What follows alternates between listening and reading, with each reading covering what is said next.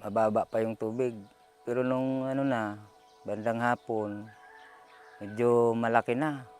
Pataas na ng pataas yung tubig kaya umalis din kami dito sa bahay.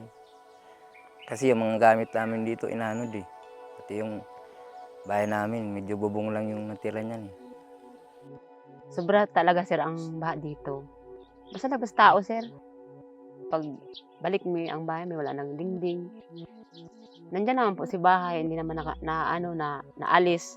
Wala na siyang dingding, maputik saka yung mga gamit namin wala na.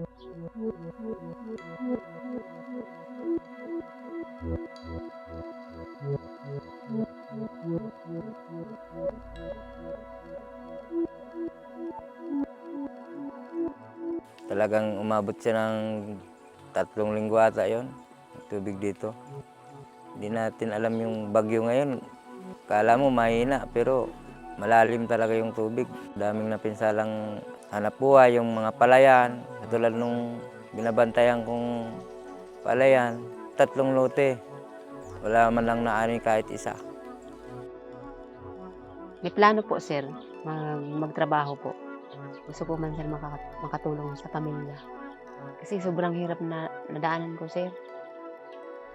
Hindi ko naman sana ipadaan sa mga aki ang naranasan kong paghirap ko sir na lumaki ako sa mahirap talaga.